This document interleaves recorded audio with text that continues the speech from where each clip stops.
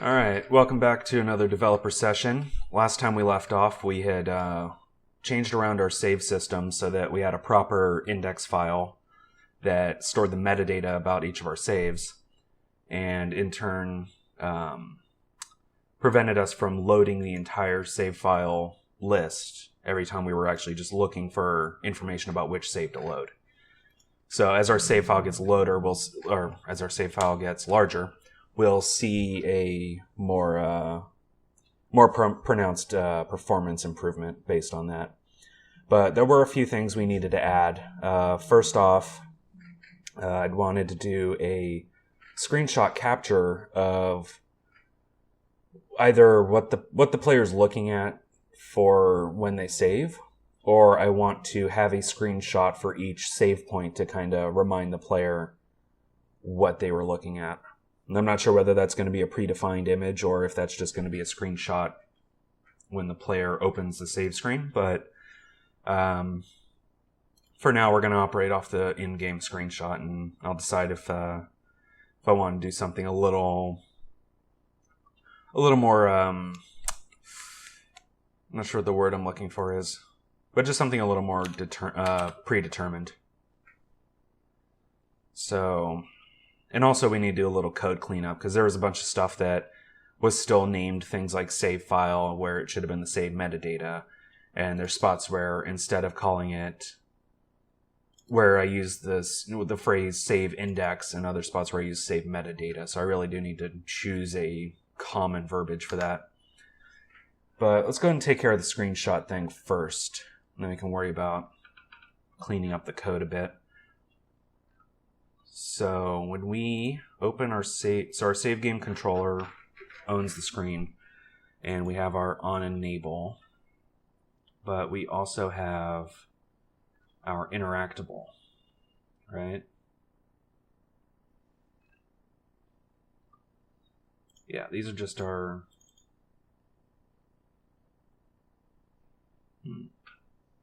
yeah, this is just the UI section of our code. Player save data, player save metadata.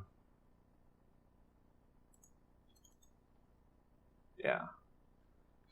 And then in our interactables, we have our save point. And this guy launches the save game screen, but we want to take our screenshot before that happens, because we don't want to capture the UI in our screenshot. We want to have the unobstructed view of what the player's seeing. So we're going to go ahead and do the screen capture here, and I think, if I remember from my reading last night, this is just application.capture screenshot. Yeah, and it's deprecated. Captures a screenshot at path file name as a PNG file. Path name to save the screenshot to. Now in the usage examples, I saw it just as the file name, or it's just file.png. Supersize, factor by which to increase resolution. We'll see what the default is first, and I'll determine what I need to do from there. I'm kind of wondering, if I don't provide a path, does it just save it in the application persistent data path? So I'm going to go ahead and try that first. And there's my application persistent data path. So let's see what happens. If I don't get a file here, then who knows where it's going to actually save the file at. It might just throw an exception and the documentation's just out of date. As per usual, always forgetting how long the first play run on Unity takes. One of these days, I'm going to remember to do that up front. So we hit that. And I did not get a screenshot, so who knows where that actually saved. So we'll change this up here, path using system.io, combine application.persistentDataPath. I bet it went to the Windows temp directory. But actually, does this... No, it just returns void. I was going to say if it returns a string, I could get the file path from that, but that is simply not to be. So we'll call this our TMP screenshot. And when it comes time to associate it with a save file, we're just going to rename the TMP screenshot. Now I wonder if this will actually overwrite an existing one as well. So that's two things we're going to test out here.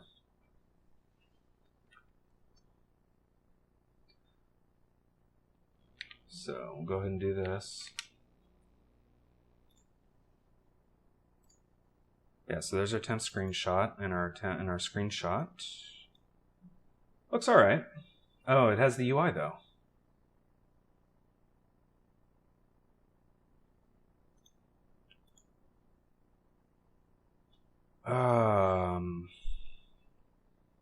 Yeah, okay. I bet this is a timing thing. So let's go ahead and private IEnumerator. You know what? While I'm at it, I'm gonna make I'm a big fan of Visual Studio Code snippets. I create IEnumerators, coroutines frequently enough that I'm just gonna go ahead and we are going to create a new snippet for this. Little behind the scenes here for you folks. So we're gonna call our snippet coroutine. Pop this into Visual Studio. As one of my extensions, I have the Visual Studio Snippet Designer. I forget exactly what it's called, but it gives you this nice little editor and a property window with some other metadata here. So code snippet, new coroutine. I always like to set my metadata first. Keywords, replacement delimiter is $. Shortcut is just going to be coroutine. Method body expansion, and we're going to say this is a private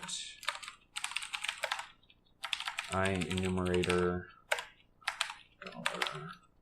$name yield return null, and delete our text variable, save it. Now when I pop back in here,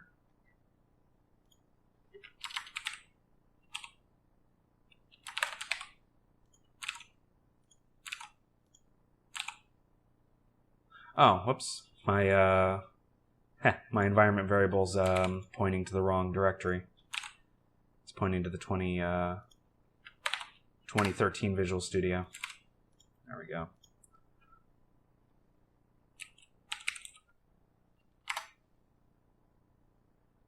I'm a huge environment variable junkie. Snip is going to become 2015. Do I have anything else in here? Temp, TMP, my Unity install directory, or rather my Unity project directory. Unity VS is no longer a thing, so I don't really need that anymore. Yeah. That should be fine.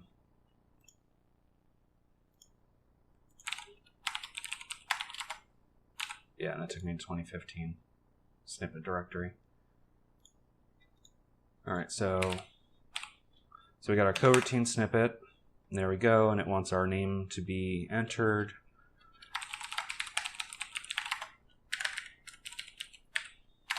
And I do want to yield return null from the start, because I think this is an issue where if I wait for the frame to finish,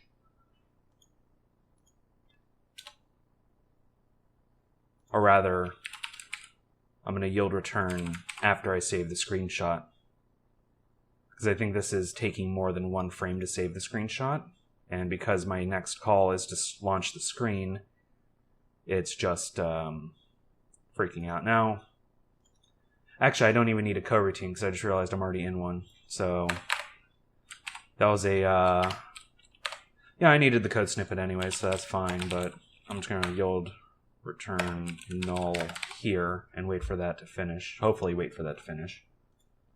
We'll see what happens. And we also get to test if the save screenshot actually overwrites an existing one.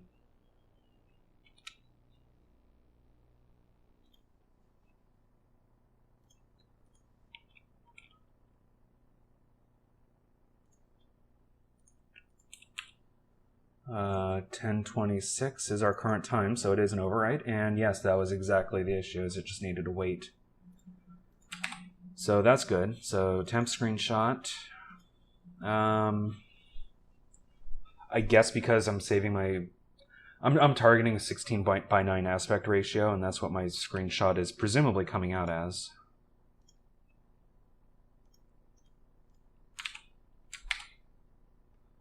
Actually, while I'm thinking about it.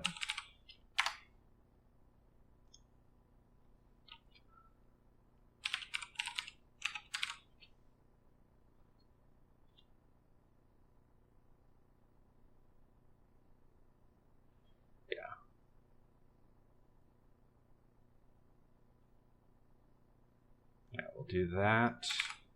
So I'm kind of tired of that, and I'm also tired of having to swing back around from our normal app data. So local.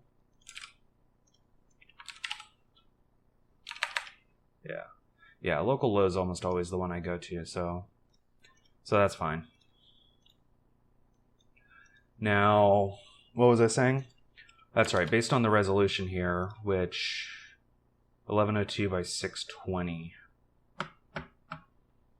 I think that's purely because that's whatever the size of my editor window is.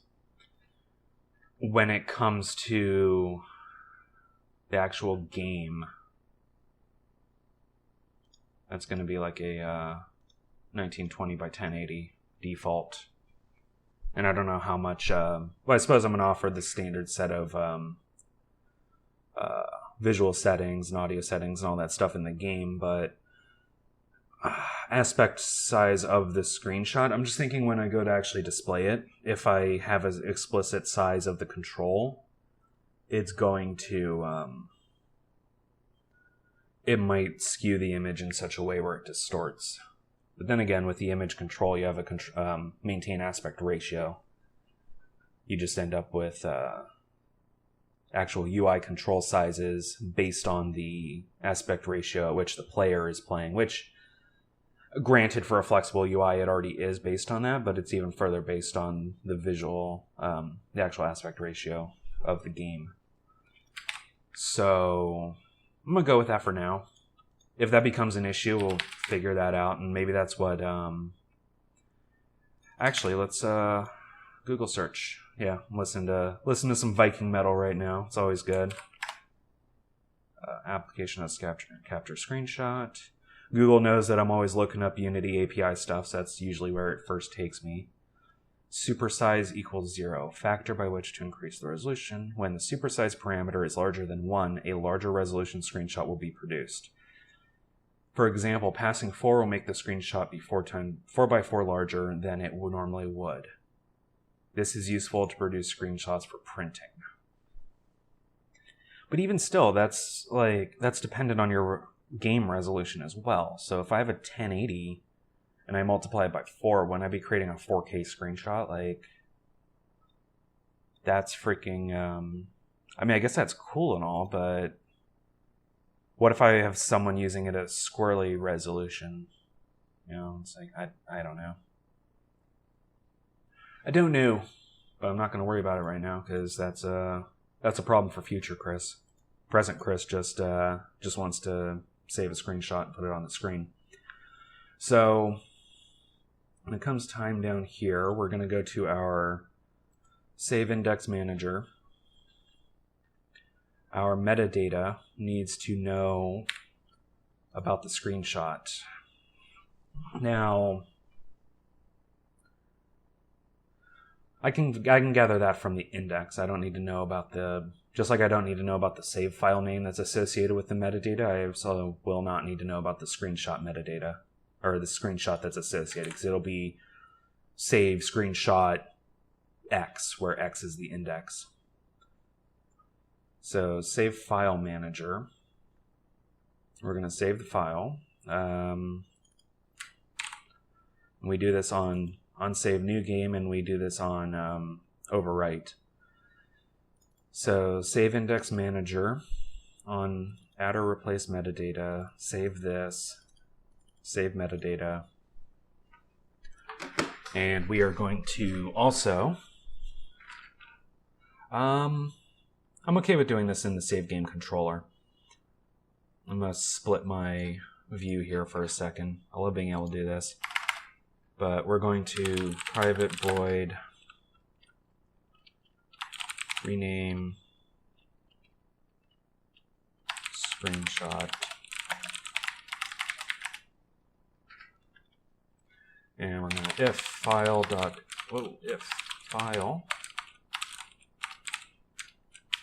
escape control period enter dot exists, and this was path dot combine application dot persistent data path tmp screenshot dot png.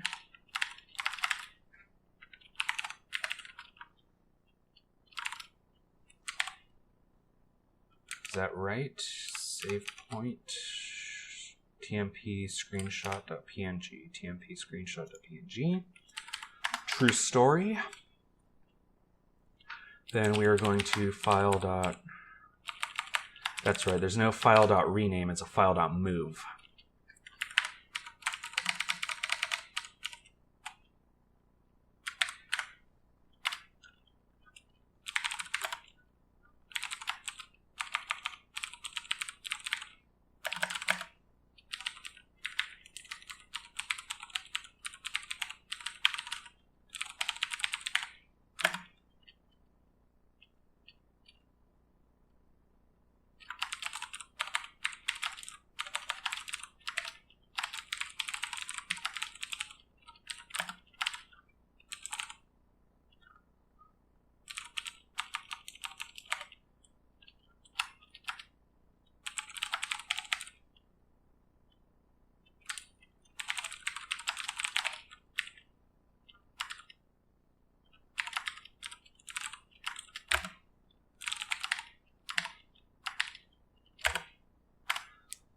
So we're going to rename it to savescreenindex.png, and that's what we're going to look up then when we go to show it in the detail. So that's fine. We're going to rename, and we're going to rename when we create file from current. When we save new file,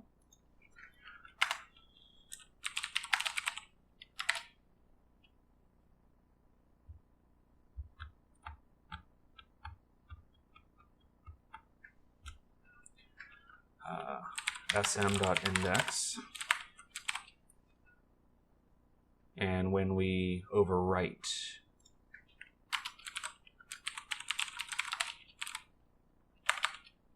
j.index.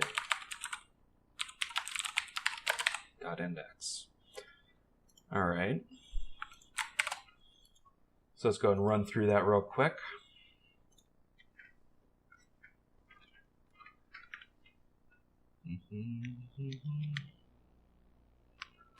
So let's go and do this. I'm going to save a new file. Now I'm going to pop back over here and done TMP. There we go. So we got save screen 4 to go along with save 4. Now we're going to pop back in again, and I'm going to save over. So we got our temp screenshot.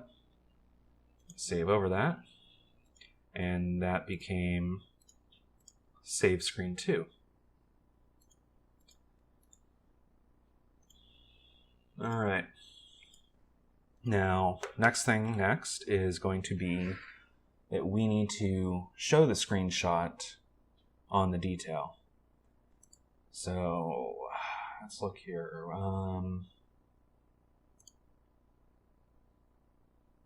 Yeah, I think this is still part of my overlay HUD. I've got a few things I need to move out of here. Ultimately, a lot of my UI is going to be loaded in as additive scenes to reduce my initial load time. So I've still got some stuff in this overlay HUD that isn't actually a part of the HUD that needs to be dealt with. Though the fact that part of my game over, which is a part of my HUD, relies on being able to pop this save screen, like they're kind of tied together. So I haven't quite decided exactly how I want to kind of orchestrate that. But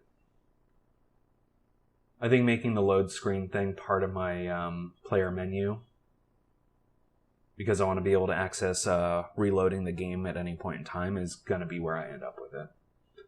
But let's go here. So save file detail. Let's pop ourselves to 2D. And we'll go ahead and show this guy. So save file detail, metadata, player data, and our button panel. So I think for the sake of this, we are going to just increase the Y position on these a bit. We'll bring that down. Where was my... Yeah, there we go. So metadata, button panel.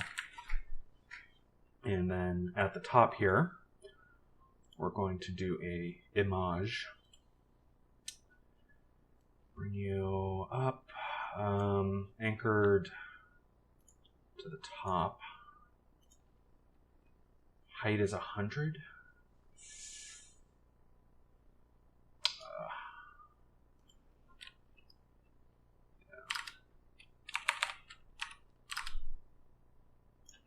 Yeah. 0.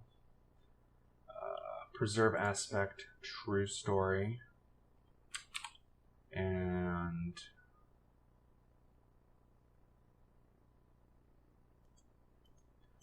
I think we're going to go ahead and let that be there. Now here's the trick. So how do I create a sprite from this at runtime and add it to the image control? That's kind of the tricky part, isn't it? So what do I have in regards to this? First off, let's get rid of our split. Save game detail. We're going to serialize field, private image.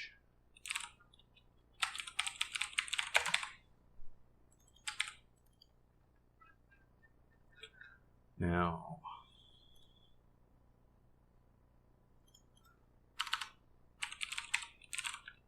what kind of stuff do we get here? I mean, I know this has a sprite property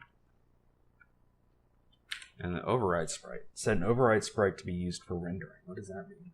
Override sprite. Either way, they're both sprites. So what do we get here? Equals, get instance, our normal stuff. Bounds.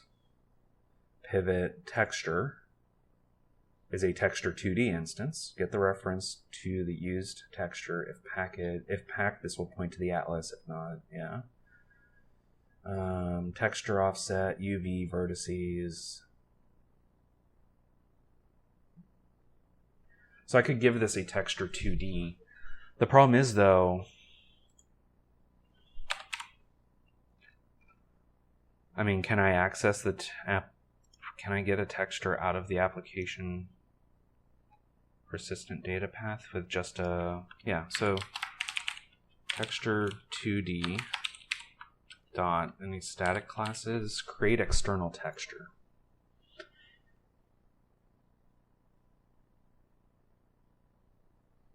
Pointer to a native texture.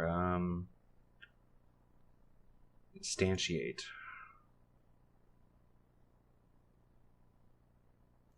Yeah, those are just game object methods. We have a constant white texture, which is that's really cool actually. I like that a lot. That's incredibly useful on a black texture. I'll have to remember that those are provided. What's our base class? Like, what's our class hierarchy going on here? So texture we have with wrap mode, blah, blah, blah. Not really useful. I know with resources.load, it needs to be in our resource directory, which I don't really want to save things to that. There is also the streaming assets directory, which I could use. Let's go to the net real quick and see if there's any recommendation. Unity 3D.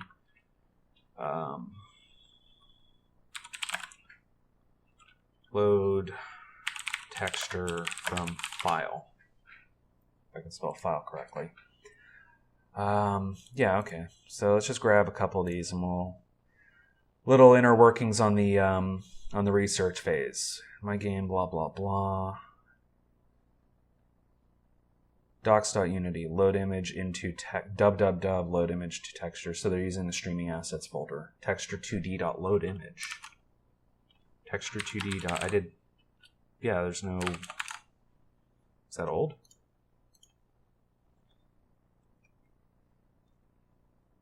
Or is this non-static? Is that the deal? Yeah, byte array. Okay.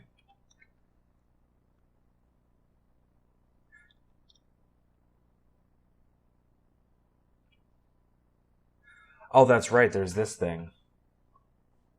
I forgot about this. Text asset. Which is, I mean, it says text, but really you can pull any raw data as text, technically. I forgot about this. This was, I dealt with this before, but I was also using the resources directory, so that completely slipped my mind. Back in one of my other mobile games, I generate a maze based on the pixel data of a PNG file, and I was loading those PNG files at runtime.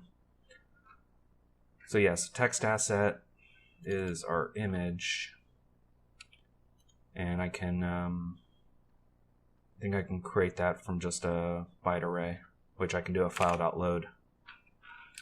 Text asset.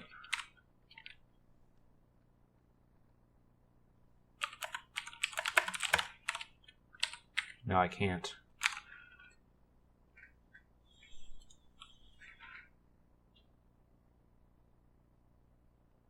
Yeah, the bytes are read-only.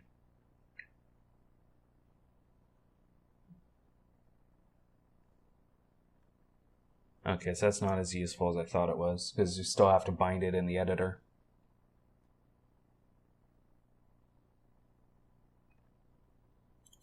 No, hang on here. So they have the bytes, and yeah. Okay. Well, either way, I don't need the texture asset. I need a texture 2D is equal new this thing width and height. I mean, I can get that metadata from the file, I suppose. Bitmap linear texture format. We'll worry about the width and height for the moment.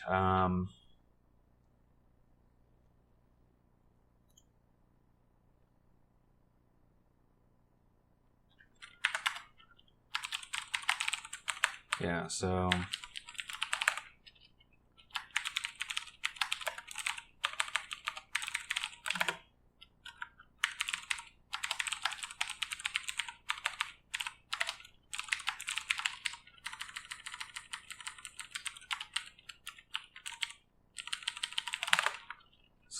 if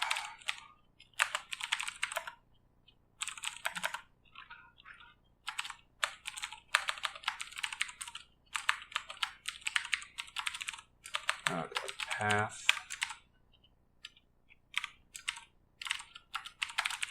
we'll do our application persistent data path.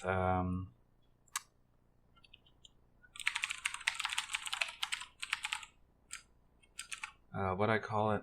Save screen. Yeah, just copy the rest of that.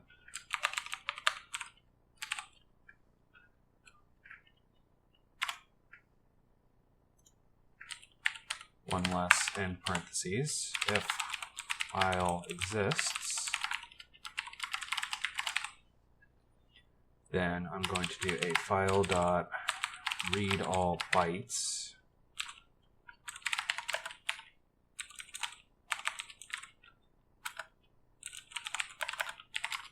And I think it's file info, file system info. That's the details on it.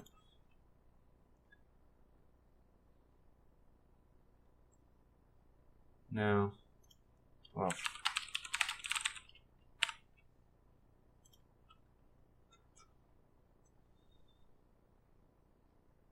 File security, file info. That doesn't have the details on it either.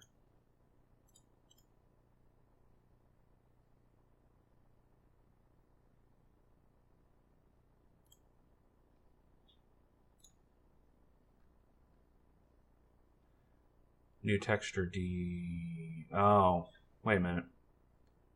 2.2.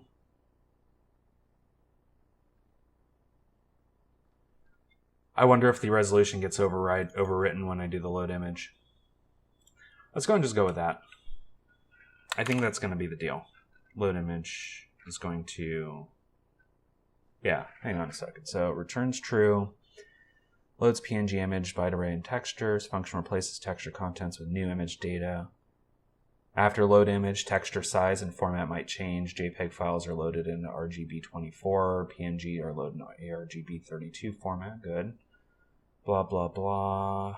Load image will be DXT compressed.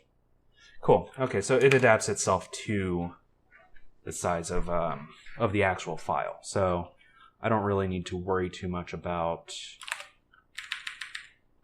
our buddy resolution here. So texture 2D, texture is equal to null.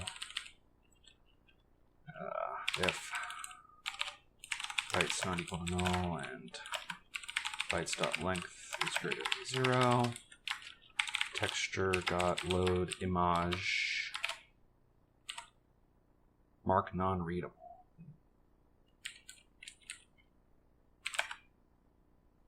Set to false by default, pass true to optionally mark the texture as non-readable. Why would I want it to be non... I mean, I guess I don't care either way, but it's a very strange distinction. Not sure what the use case of that would be. So bytes,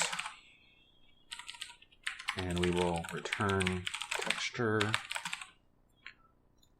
And when we're looking at our screenshot here, dot sprite. Did I just spin up a new sprite?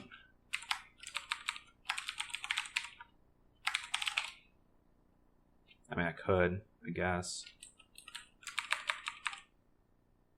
I mean, technically I have no sprite assigned to it, so I guess I need to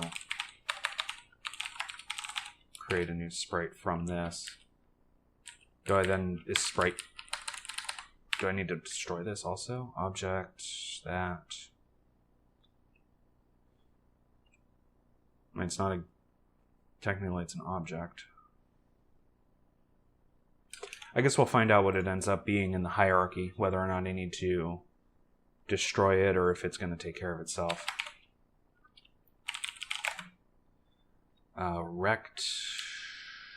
Rectangular section of the texture to be used for the sprite. Well, I mean, that's going to be the full texture.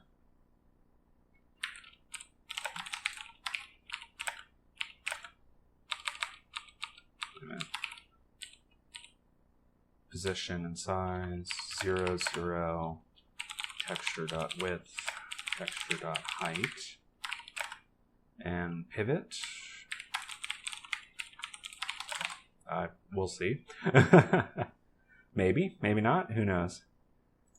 Alright, so image screenshot.sprite. So first off, if texture is not equal to null, we want to set this, else this.image screenshot.object.setActive false. Well, hide the image.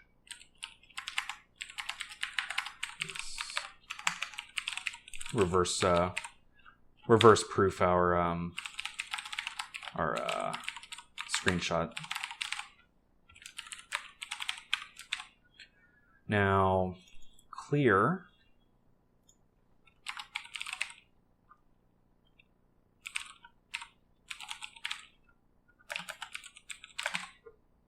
Maybe. We'll find out. Texture 2D. I'm going to look up this texture 2D.load image. Do I need to destroy this afterwards? I mean, I could, technically.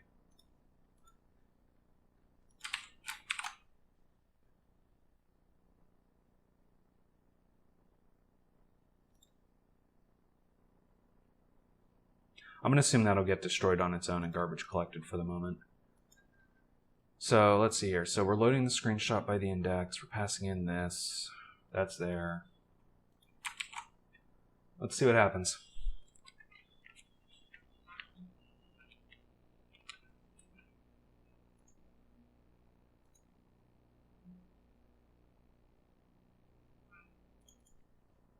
I never bound it up in the editor.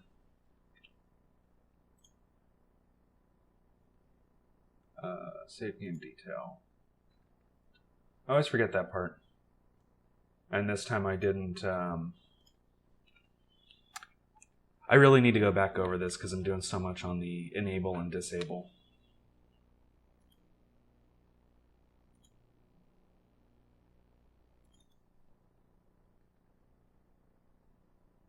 Oh, of course, duh. There, after all that, saying it was resizing, I forgot to actually implement that. Whoopsie doodle. That'll happen though. So let's go ahead and do that. I do need to set this to invisible by default. Hot damn. It's not,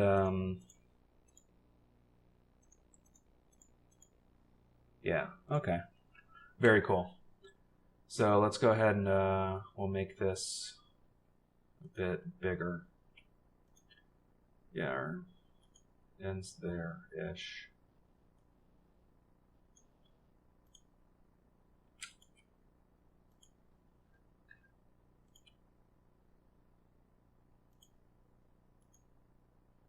Yeah, that's about right.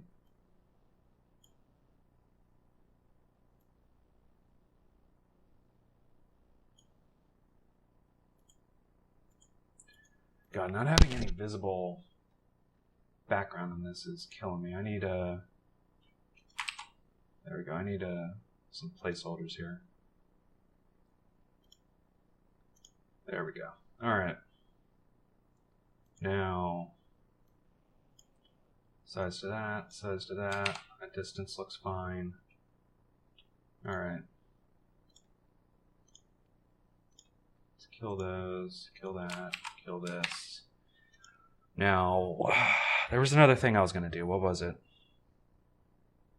That's right. I need to hide it by default.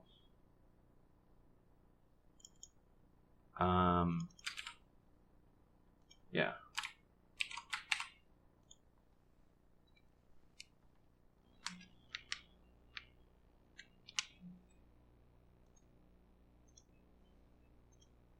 Voila.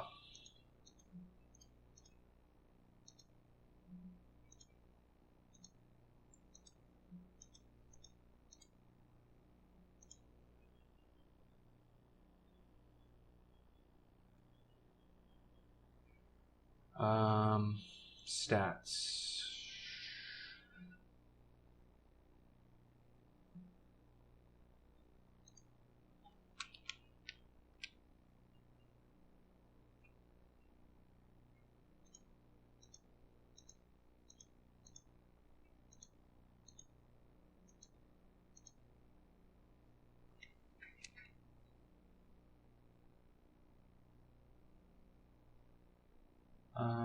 No, stats aren't helping me. Window profiler.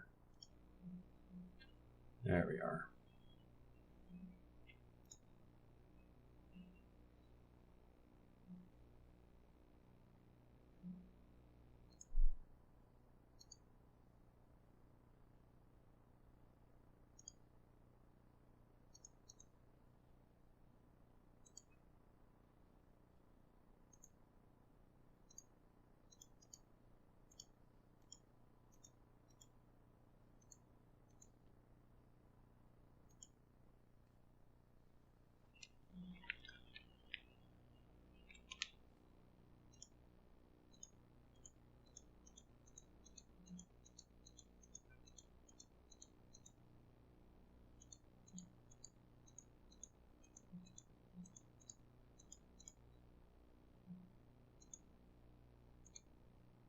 Yeah, that's, I need to destroy these textures. It's just constantly increasing my memory. Even after I close this. So let me bring this over. So just so you know, I'm looking at, in the profiler window, I've selected the memory section and I'm looking at the main memory footprint. And you may or may not be able to see this very well on the screen. I can't exactly zoom this in.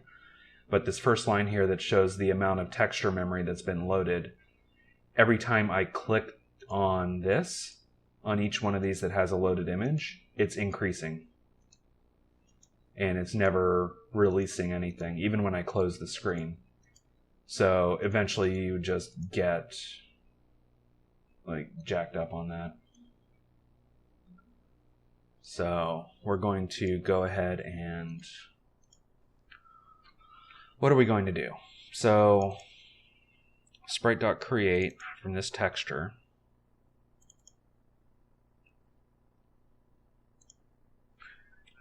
If this dot image screenshot dot sprite is not equal to null,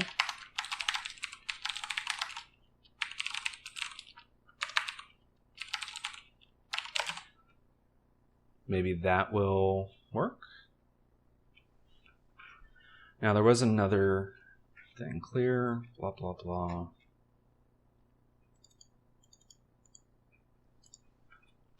If this dot image sprite is not equal to null,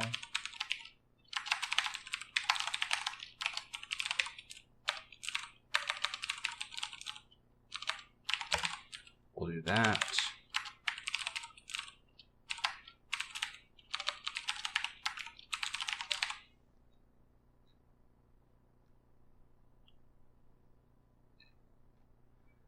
Yeah, let's see if destroying the sprite solves the problem. If it doesn't, we might actually have to destroy the raw texture itself. But we'll see what our footprint looks like.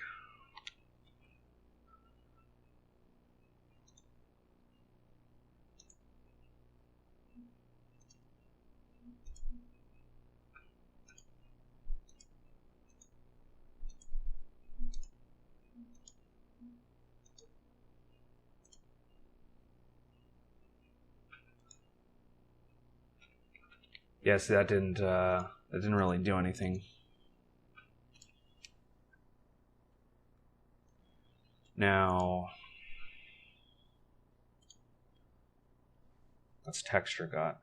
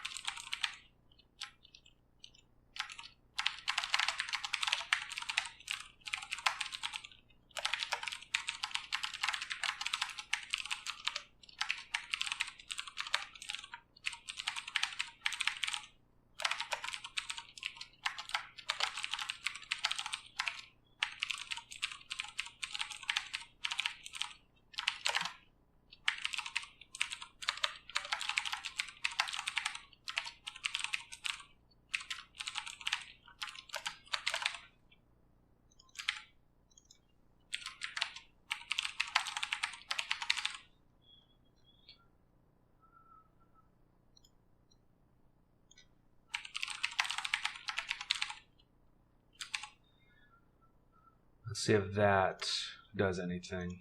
So we'll destroy the texture on the sprite, and then we'll also destroy the sprite.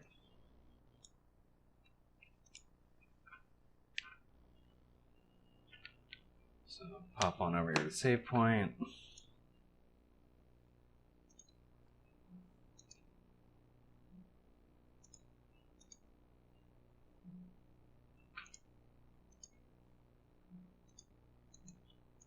Yeah, that worked perfectly. So, let me pull the profiler back here into view.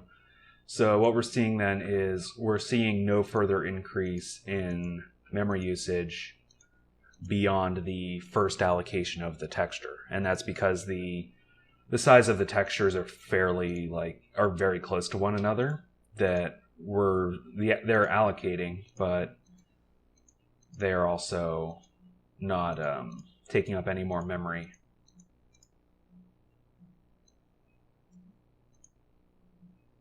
So that takes care of that problem. And we're at 45 minutes. I think I'm just going to clean up the code on my own. Not really worry about recording that too much. But I did want to definitely get the screenshot stuff in there. So thank you for watching. Have a nice day, and I'll see you next time. Take care.